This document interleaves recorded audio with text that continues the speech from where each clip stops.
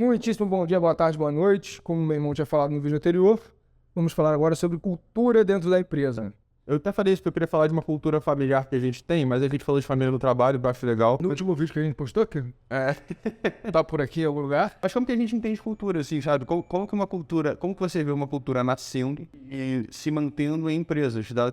Você tem várias empresas, lógico que o Brownie é a principal, mas a gente faz parte de muitas empresas, né? Então, e eu acho que a gente vivencia culturas muito diferentes. O livro que a gente está lendo agora se chama Regra Não Tem Regra, que é a cultura da Netflix. Ele é completamente diferente do capitalismo consciente, que é a cultura do Whole Foods. das Apos. Ou das Apos, ou do Ricardo Sandler, no Você Está Louco. Então, assim, como você entende... E o legal da cultura é que, assim, cada cultura é quase uma impressão digital, né? Ela é muito única, assim, e a gente realmente vive isso. É um DNA, né? É um DNA. E como que você se mantém fiel ao DNA, como você vê isso, se isso te facilita ou dificulta... Cara, é um assunto muito etéreo que eu adoro e que eu acho, assim, ainda mais tendo empresas agora que tem outros sócios, que eu não tô tão presente. Pra mim, a cultura, ela é muito ditada pelo sócio fundador. Eu acho que o sócio ou os sócios fundadores, aquele grupo de pessoas, essa é a galera que dita a cultura efetivamente, né? E eu sempre acreditei que cultura tá muito mais nas ações do que nas coisas escritas, né? Porque você vê em todos os lugares qual é a sua missão, quais são os seus valores, uma coisa escrita na parede. Foi uma coisa que a gente demorou pra lá de 12, 13 anos pra gente fazer a nossa missão, nossos valores efetivamente, porque eu era muito contra. Aí isso eu falava, cara, isso aí não dita cultura. O que dita cultura efetivamente é o que a gente faz no dia a dia. É como a gente reage a uma situação ruim, é quando o colaborador nosso vem pedir alguma coisa, como é que a gente reage a isso, como é que a gente cria um ambiente pensando nessas pessoas. Então, Eu acho que eu vi muito na NRF, assim, uma coisa que se falava muito da cultura de não sei o que, e aí foi legal. A NRF é uma feira que eu fui agora em Nova York, que tem um vídeo aqui no tem um vídeo mesmo no canal, que é a maior feira de varejo do mundo. E aí você via aquelas pessoas falando, e aí são multinacionais, são as maiores empresas do mundo que estão lá, e é legal porque as maiores empresas do mundo também estão em Nova York. Então, uma coisa que pra mim foi muito clara, assim, era isso. Eu via, sem citar muitos nomes, mas eu via palestras de um presidente ou de um vice-presidente de uma empresa falando e mostrando como a cultura dele era maravilhosa, como aquela empresa era legal e como tudo funcionava. E eu tinha a oportunidade de ir à tarde naquela mesma empresa, como cliente. E vi que era completamente diferente do que ele estava falando. Mas assim, completamente diferente. E é difícil, porque é isso, assim, cultura talvez não seja só uma frase escrita num painel, né? Trazendo até pro lado do Brownie, quando eu vejo hoje que a minha equipe administrativa comercial, ela é em sua maioria formada por pessoas que vieram da produção ou da loja, isso vem desde que você chamou a Vânia, que era, né, nossa empregada doméstica, e o Paulo, que era um porteiro em outro lugar, para serem sócios. Você viu eles trabalhando, você viu o que eles estavam fazendo, mas que falou, cara, eu quero que vocês sejam meus sócios.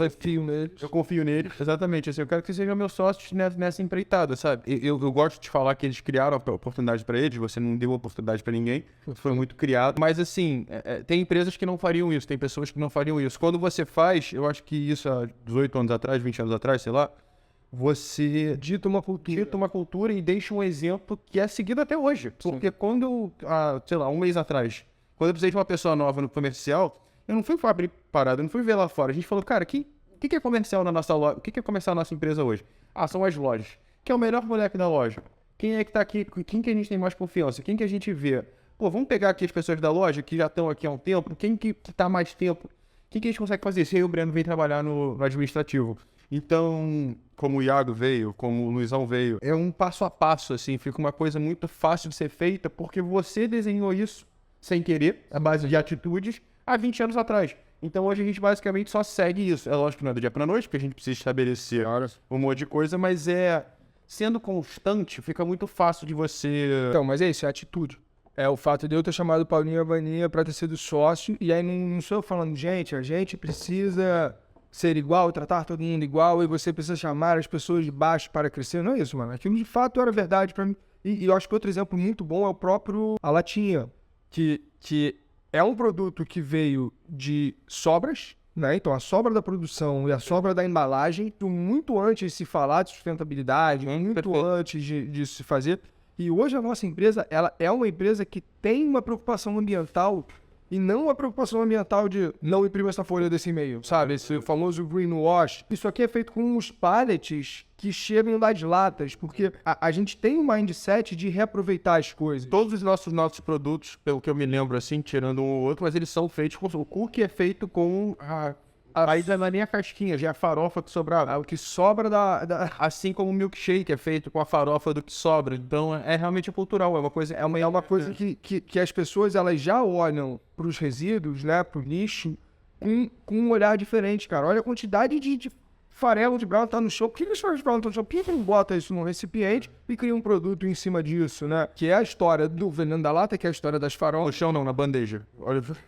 Não, na bandeja, mas é porque inicialmente, quando a gente produzia, sujava muito e você tinha muita perda, né? Que ia pro chão e ia pro lixo. A gente falou, cara, isso aqui não precisa ir pro lixo, isso aqui ainda é produto. Aí, claro, a gente bota numa bandeja, isso não vai pro chão, tá? Mas a ideia inicial foi quando a gente viu muita sobra de produto, né? Farelo mesmo, farelo. É literalmente farelo, é o que tem nesse produto, é o que tem no milkshake, é o que a gente... É o que tinha no ovo, é o que tem em outros produtos que a gente tá desenhando, né? E aí eu acho que cultura, cara, ele é muito passado, de novo, pelas atitudes. Então aqui a gente já falou de duas frentes que, pra mim, nortearam muito a nossa cultura. E a nossa cultura tem esses dois pilares muito fortes. E não tá escrito em lugar nenhum. E aí tem... porque hoje a gente tem em torno de... Talvez no seu livro. Em torno de 100 pessoas trabalhando na empresa, né? De 80 a 100 pessoas trabalhando na empresa. Quando você é uma startup, e aí falando de mim, né? Como fundador da empresa, como CEO, fica muito mais fácil você transmitir cultura. Porque a gente tinha um espaço físico só, eu conhecia todos os funcionários pelo nome, eu sabia o nome da mãe, sabia o nome de todo mundo, eu conseguia passar o que realmente eu acreditava. Quando a gente tá lá em, sei lá, não vou lembrar um ano agora, mas quando a gente vai pra Praça da Bandeira na nossa primeira indústria, e aí a gente tem a loja de Laranjeiras. Perfeito. A gente tem 2 ambientes físicos. Cara, isso culturalmente, pra mim foi um baque, porque você tem uma barreira de cultura. Então existe uma cultura do Brown e do Luiz, mas existem bifurcações dessa cultura. Existe a cultura do Leblon, existe a cultura de Laranjeiras, existe a cultura de São Paulo. Então eu lembro que esse momento, quando a gente tinha 2 ambientes físicos e pessoas trabalhando 8 horas por dia lá, 10 horas por dia, naqueles lugares, e essas pessoas muitas vezes nunca se viram, e elas se comunicavam todo dia, claramente a gente tinha 2 culturas diferentes. E a gente teve choques até agora, você falando é isso, assim, exatamente você falou, como a gente não tinha, e a gente foi trabalhando nisso, acho que hoje é muito mais fácil de se operar, e hoje a gente tem, acho que 9 espaços diferentes, então assim, realmente, Sim. Você tem quase 9 culturas, subculturas dentro dessa cultura macro, mas é verdade, quando a gente abriu a primeira fábrica versus a loja, as pessoas brigavam, porque a fábrica, a culpa era da loja, pra loja, a culpa era da fábrica, e você só se falava por telefone, era sempre pra pedir ou pra mandar, e alguma coisa assim, e aí você começou a ter esse embate. E aí foi muito difícil pra gente conseguir lidar com isso, assim. Acho que o que a gente consegue fazer hoje, talvez o que mantenha isso colado em termos culturais, seja a gente mesmo, foi o que você falou. Seja a Vânia, está em todos os ambientes. Total. Seja eu e você, aqui, o Lu, sabe, que tá sempre... acho que eu sabe os sócios. É porque no nosso caso os gestores são os sócios, né? A gente tem 5 sócios na operação que são gestores de cada área, que hoje são as pessoas que de fato me reportam. Perfeito. E aí você tem sua equipe, o Lu tem sua equipe, a Vânia tem sua equipe, o Paulinho tem sua equipe. Hoje o que eu entendo é que vocês, a gente já tá junto há 15 anos, né? Trabalhando juntos, né? Então eu já tenho conhecimento de vocês, do que vocês gostam e de como... Eu sei quando o assunto é sensível com você antes de eu falar com você. Eu falei, pô, isso aqui meu irmão vai... né? Isso aqui o Lu, vou falar com mais calma, porque isso aqui vai pegar no Lu. E vice-versa. Então vocês já sabem o meu modo operante das coisas. Então eu acho que a cultura hoje é passada pelos líderes no final do dia, porque a forma com que... O Lu é dono da empresa. Como o Lu faz o que é na empresa, ele faz o que é no final do dia. Isso aqui foi uma coisa muito bizarra que a gente precisa conversar, mas... só que quem dita o Vini, quem faz a gestão do Vini, como ele espera que ele trabalhe, ou você com o Breno, quando você tira da loja e bota negócio, é você. Aquela cultura... E aí você vê as culturas dos próprios... Além dos ambientes, você ainda tem gestores, né? Que são formas de dentro da própria empresa, você tem... O Lu que tem uma forma de gestão, você que tem uma forma de gestão, óbvio que vocês estão dentro de uma cultura macro, né? Vocês estão dentro daquele negócio, mas cada um tem sua individualidade ali, que pra mim passa um pouco de... Também a cultura, porque nós, principalmente, somos as pessoas que ditam cultura na empresa, e por cultura ser uma coisa muito etérea, pra mim a soma disso é a cultura macro. Brown, perfeito. Faz sentido. É a sua com a do Lu, com a da Vaninha, com a dos ambientes, legal, cara. Isso aqui é o Brown, porque não adianta eu eu ter uma parada legal pra caramba com você e dentro dos sócios, né? Aí você perguntar pros funcionários, e os funcionários estarem tristes, a gente não dá apoio nenhum pra eles, a gente pagar abaixo da média, não dá plano de saúde, né? E é isso, aí você vai dar palestra falando que é tudo bem, aí você chega na loja e conversa com o funcionário e fala, cara... E acho que tem algumas coisas que você falando, eu me lembro, assim, a primeira é, quando a gente fala de sustentabilidade, assim, a gente gasta um dinheiro muito maior que a gente precisaria para garantir que os nossos resíduos vão para algum lugar. Então, assim, isso é atitude. Assim, você gastar mais dinheiro que você precisa para fazer qualquer coisa, é atitude, sabe? Você pagar pelo famoso o quanto você acredita. quanto você acredita. Eu acredito muito nisso. É o quanto você acredita. Você vai perder lucratividade para os seus resíduos irem para os lugares certos, né? Ou para os seus funcionários terem plano de saúde. Exato. Num país que a gente não quer que as pessoas dependam da saúde pública. Aí é na veia. Aí exatamente foi o que você falou, é o quanto você acredita. Tem outra que você não precisa falar, entendeu? É isso. Quando em pandemia, quando a gente não corta o plano de saúde, a gente não precisa virar pro pessoal e falar, gente, a gente não cortou, a gente não... Cara, a nossa atitude é essa, a gente tá ferrado, a gente pegou dinheiro pro governo, a gente não tem dinheiro pra nada, mas cortar plano de saúde não é uma possibilidade dentro da nossa empresa. E não precisa ser falado. Estamos falando agora porque estamos falando de cultura, mas isso nunca tinha sido falado. Tinha sido falado, exatamente nunca tinha sido falado. E aí outra coisa que você fala também, que é o legal da confiança de um sócio pro outro, é o seguinte, acho que muitas vezes a gente, e quando não era segmentado, quando todo mundo fazia um pouco de tudo, uma coisa que a gente fazia muito era um passar por cima do outro. O que é muito difícil, porque é que nem filho que pergunta pro pai e pra mãe pra ver quem deixa. Então assim, hoje é muito simples, porque se o Vini que tá aqui, que reporta o Lu, vier perguntar alguma coisa, ele sabe que a minha resposta vai ser, cara, fala com o Lu. Você falando isso, assim, desculpa, eu não sei. Hoje isso é muito claro, da minha empresa é muito bom. E vice-versa, é muito claro e é muito bom, e você não gera confusão, porque acaba gerando-se uma confusão e pode estourar pro elo mais fraco. Ainda dá uma blindagem, cara. Pra mim, me dá uma blindagem ótima ainda, em termos de... Pô, negócio comercial irado, cara. Conversa com meu irmão. A logística tá minha aqui, não sei o que. Fala com o cara, fala. Exatamente, Eu converso com ele sobre logística, eu entendo, mas não sou eu que toma a decisão. Perfeito. É ele que toma a decisão. Tem um negócio da autonomia, né? Pra você manter a sua cultura lá, pra você manter a sua gestão da maneira que você quer, você precisa ter autonomia pra Você ele. não pode chegar Eu nem não da posso sala e chegar dar o que eu falei. Você falar, cara, faz isso aqui, hoje você tem que ficar até as 9 horas da noite. A pessoa me liga e fala, não, cara, posso sair mais cedo porque eu tenho um negócio? Fala, pode, vai lá, pode. Cara, isso aí quebra tudo, né? Você quebra a relação de confiança e quem é o gestor daquela pessoa, né? E até você como gestor, eventualmente. E eu já fiz muito isso, infelizmente. Sem querer.